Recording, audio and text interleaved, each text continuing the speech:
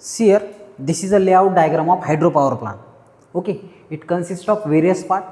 So this is a reservoir.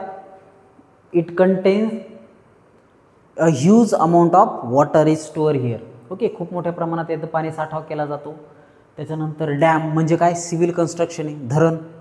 त्याच्यानंतर हे trash rack, हे काय करतं आहे, पाणी गाळून आतमध्ये सोडतं आहे. हे काय तुमचं गेट आहे जे पाण्याला चालू किंवा बंद करतं आहे. त्याच्यानंतर हे सर्ज टँक आहे, हे काय करतं आहे, एक्सेसिव्ह वॉटर ज्यावेळेस आपण कंट्रोल वॉलनी प्रेशर क्रिएट केलं त्यावेळेस तुंबलेलं पाणी वर जातं आहे सर्ज टँकमध्ये. हा पेन स्टॉक आहे, इथून पाण्याचा प्रवाह याच्यामध्ये जातो. हा पाईप कशाचा असतो, लोखंडाचा किंवा सिमेंटचा असतो. जनरली सिमेंटचाच असतो कारण लोखंडामध्ये गंज निर्माण होऊ शकतो. तर काय होतं, उंचावरून प्रेशरने पाणी इथं येतं. त्याच्यानंतर ह्या कंट्रोल वॉलनी तिला आपण त्याचं प्रेशर कंट्रोल करतो आणि कंट्रोल केलेलं प्रेशरचं वॉटर टर्बाईनच्या ब्लेडवर आदळतं आणि टर्बाईन फिरायला लागतं. टर्बाईन फिरलं, एका शाफ्टवर मेकॅनिकली कपल्ड अल्टरनेटर टर्बाईन आहे.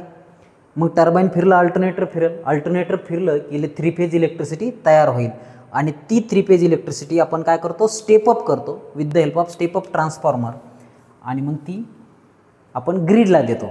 ओके, तर इथं टर्बाईन फिरलं ते काय करतं आहे, इलेक्ट्रिसिटी तयार करतं with the help of alternator. आता पाणी जे टर्बाईनच्या ब्लेडवर आदळलं ते water discharge tube through discharge होऊन परत कुठं भेटतं, टेलरेसला भेटतं, म्हणजे नदीला परत जातं.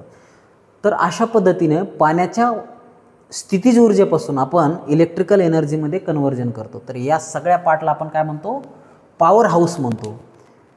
तर आता हे पेन स्टॉक आहे, पेन स्टॉकला आपल्याला कशा सपोर्ट लागतो, अँकर सपोर्ट लागतो. हा सिमेंट कॉन्क्रीटचा सपोर्ट असतो स्ट्रॉंग, जेणेकरून ते पाईप प्रेशरनी त्याच्यावर काही परिणाम होऊ नये म्हणून.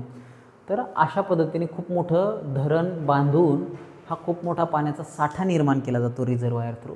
ओके, हे वॉटर स्टोअर केलं जातं आणि त्याच्यानंतर हे पाणी अशा पद्धतीने येतं.